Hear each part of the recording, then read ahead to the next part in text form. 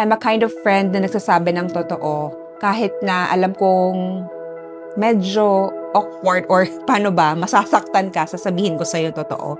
I do hate sugarcoating. I do hate to lie, especially with my real friends. Sabi nga nila, 'di ba, real friends will tell you the truth, or real friends, mas masakit yung mga sasabihin nila sa'yo kasi alam mo, totoo sila at alam mong totoo yun. Maybe understandable na masasaktan sila, medyo ma-offend, pero hello girl, kung sa pagiging totoong kaibigan, hindi mo kailangang mag-sugarcoat or paasahin yung isang tao sa isang bagay na alam mo namang hindi totoo para lang ma-feel good siya. Today's episode is all about something a little lighter and a little deeper. Let's talk about who I am outside the clinic.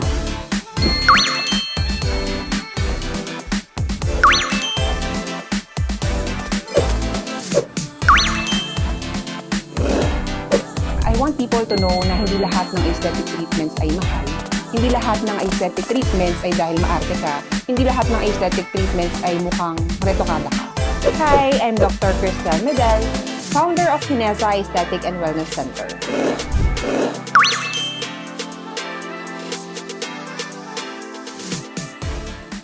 Hi, I'm Dr. Cristel Medel, founder of Kineza Aesthetic and Wellness Center, and your skin's newest best friend. This podcast is where we talk about skincare, self-care, and real stories that help us feel more confident, informed, and cared for. Today's episode is all about something a little lighter and a little deeper. Let's talk about who I am outside the clinic. Because yes, I'm a doctor, but I'm also a woman, a sister, a mother, a wife, a friend, and just like many of you, someone who also scrolls through TikTok at 2 a.m. and gets tempted by skincare trends. This one's more personal, para mas makilala nyo ako, not just as Doc Chris, but as your tita ng skincare.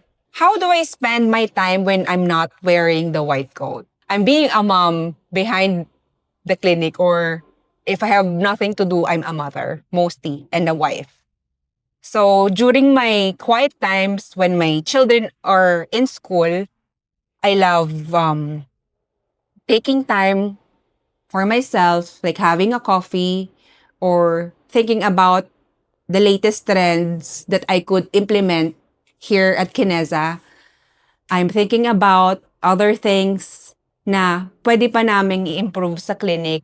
Well, maybe apart from the fact that I'm also handling other pillars ng business, like the HR side, yung stocks ng clinic. So that's what I do during my during my quiet times or during my free times.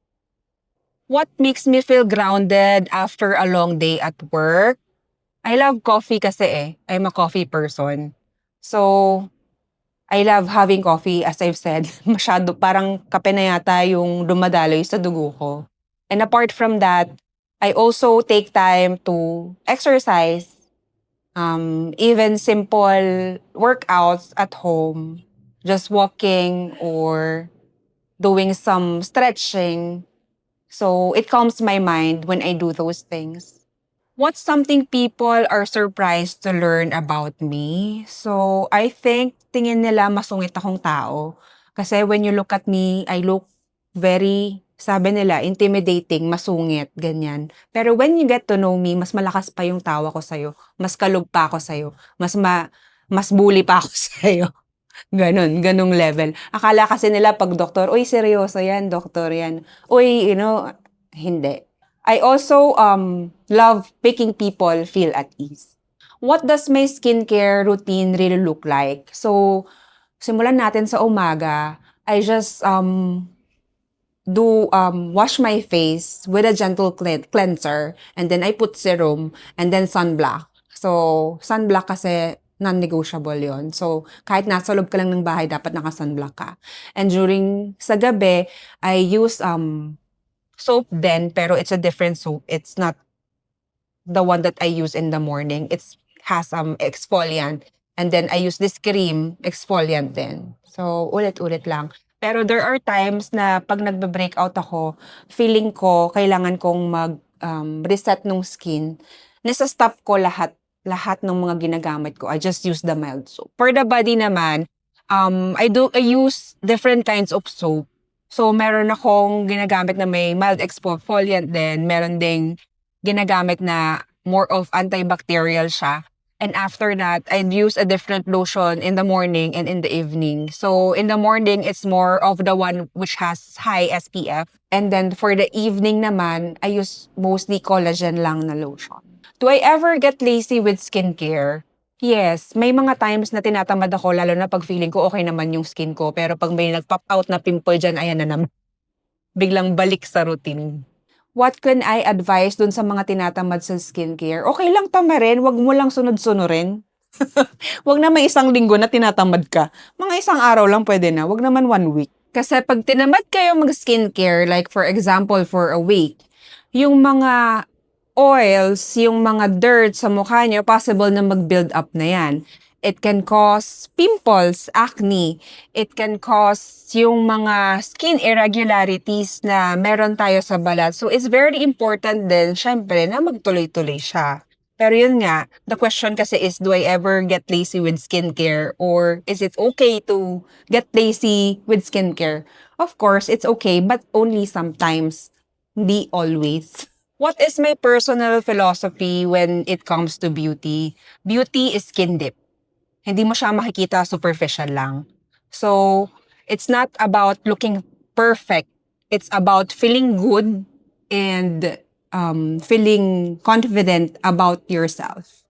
How do I balance being a doctor and still showing up as a friend or family member?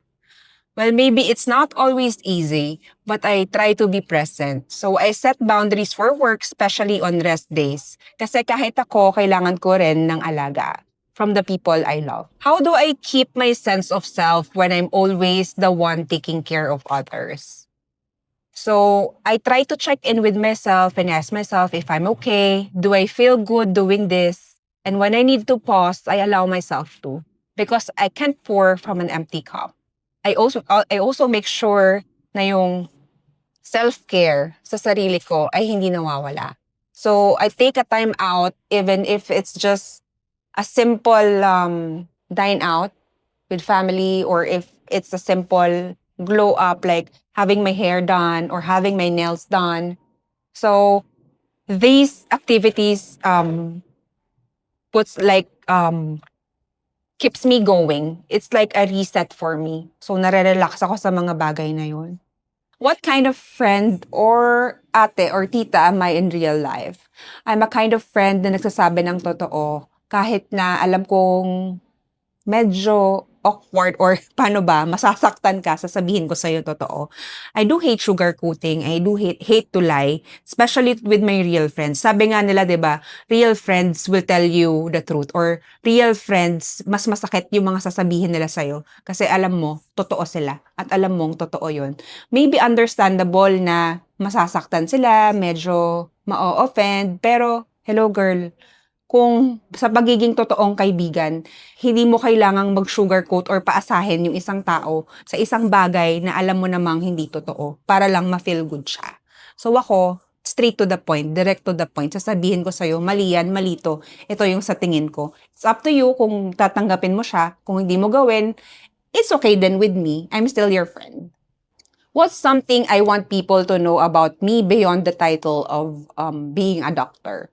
So, I'm just like you. I have insecurities. I have my dreams. Sometimes I overthink, but also believe that in growth, in care, and in showing up, even on the hard days. I'm also a mother, a friend, a wife, and a follower of Christ. What's a guilty pleasure I enjoy when I'm off duty? I barely and rarely do take my time off from work, especially when my patients are mostly available during weekends. So sometimes when I take my time off and have a vacation with family, nagigilty ako doon. Kasi nga, alam ko na may mga i-decline ako mga pasyente, alam ko na may mga madedelay na mga treatments. Pero we need it eh. We need to reset from time to time. So, ayun, kina-calm down ko yung sarili. Kina-calm down ko yung sarili ko pagka ganun na okay lang yan. And you deserve to rest. How do I deal with bad days or low moments? Kape, yun lang lagi kong sasabihin. Pag ako nalulungkot or pag ako nape-pressure, kape. Ayun. Tapos tatahimik lang ako, iisipin ko kung ano talaga yung root cause ng problema, saka ako mag-iisip kung ano yung mga solusyon na pwede nating i-apply dun sa mga problema na yun. And then one by one, iisipin ko kung ano yung pinaka-feasible doon sa mga yun.